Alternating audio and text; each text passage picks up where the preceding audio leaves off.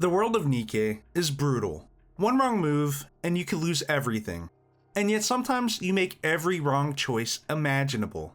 But nothing ever happens. Other NIKKEs may face karma or even death, while you could walk away unscathed. In such a cold, unforgiving universe, it makes the stakes inconsistent. Viper is a clear example of this problem. The venomous snake first bared its fangs into us during the search for the pilgrims, flirting with the commander every step of the way, before helping in the butchered assassination attempt by holding him hostage, even being excited while discussing how he might have, and probably did, survive. This seductive snake played a big part in the Rapture invasion of the Ark as well, which caused countless civilian casualties, helping behind the scenes with her manipulative tactics and social skills, kidnapping the commander in the underground tunnel, having the audacity to flirt with him and talk about how nice he is, while unarmed civilians are being pulverized throughout the Ark and Outer Rim. She thinks Takano Jutsu will help him side with her, potentially freeing her of the consequences. She even leaves Jackal, her supposed friend and ally, for dead versus the one-winged Dark Lord. Now in her defense, she does worry about Jackal in the aftermath, but she still left her behind without any real hesitation. She also attempts to rectify some of it by secretly aiding the commander, giving him his phone, contacting him in EH in the climax of the Ark invasion to stop Crow. But does she do it because she feels bad for her actions? No, this isn't guilt, it's out of love for the commander. She hopes he'll help lighten her sentence and defend her in spite of all her actions. Obviously, forgiveness is not so easily earned, and the commander hears none of it, having a heart filled with rage and a mind set on revenge. But then her collar pops off in one of the most Mickey Mouse moments ever, Suyin showing her negative IQ by hitting the wrong button. And our story ends with her death. Just kidding. Then we wouldn't have this slop video. You see, the collar moved slightly off mark, thanks to the commander, and missed the brain. In the end, all the blame fell on Crow after a mind scan proved intent. EH, Viper, and Jackal were exonerated for their crimes. EH being a victim of circumstance, unknowingly manipulated, and framed by both Crow and Viper. But she still became a NIKKE for penance. Jackal was seen as too dumb to process what she was doing had caused harm. And Viper, well, the commander did end up defending her. Meanwhile, the ringleader, Crow, was captured and her fate was sealed. She's reduced to being a test subject for the central government because of how her NIV and willpower interact. Having her brain dissected is arguably a fate worse than death. I can't hold you. And Uni suffered the worst for her involvement in the attack, becoming a Rapture NIKKE Chimera thanks to Gian Mengele.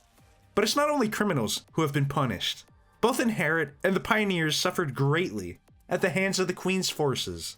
Isabel and Haran are gone, both completely disintegrated from existence. Noah could theoretically be brought back to life, but there's no guarantee. Meanwhile, Scarlet and Rapunzel are just brains in a jar. Even if revival is possible, they're effectively gone from the story until Eden somehow acquires Ark-level technology from thievery or cooperation.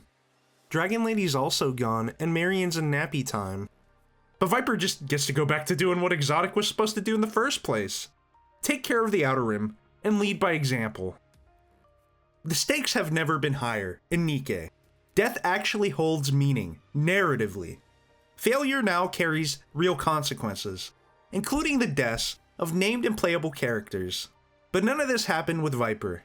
It makes the loss of so many characters go from bittersweet to just bitter. I love Viper. She's one of the first NIKKEs I thoroughly enjoyed, past my chronic goonery, but I just can't look at the writing the same way anymore. Sure, maybe you can argue Jackal should have been punished as well, but one is far more devious, manipulative, and knowledgeable about the harm they caused, with almost no guilt involved, only ever doing things for her own selfish goals. And the other is a goofy goober that cannot tell right from wrong, and only thinks about her next meal, or hanging with her friends. I think at the time, the writers of NIKKE probably didn't want to take the risk of killing off a named, active, playable character that was directly tied to our GigaChad self-insert main character. Especially since that character was popular, and had that I can fix her baddie archetype. And I think the newer stories have that new, dark, and gritty tone That show we're not in the prologue anymore, so we gotta up the stakes. Plus, Haran and Isabel weren't anywhere near as popular or developed as Viper, so they could be killed off to up the stakes without angering too many people, you feel me? I also think that the writers thought her arc was enough punishment. Going from that venomous snake to a woman madly in love, who gets rejected at every turn due to the commander's pure hatred, all culminating with her death. I get it, I do. It probably seemed like that was enough. Low genuinely though, when Uni and Crow both got such terrible fates, Viper was handled with kitty gloves, in retrospect. All in all, Viper getting away with a slap on the wrist is frustrating, but it is what it is. I, for one, am happy, because I can fix her, bros. And I personally wouldn't want my favorites killed, either.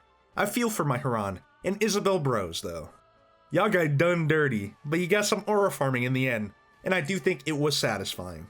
It really does feel like anyone could die in NIKKE nowadays. That's all I got for today. And feel next time, bros. Sorry if I sounded like a nerd, too. This guy's getting hit hard with the allergies. Peace out, squad.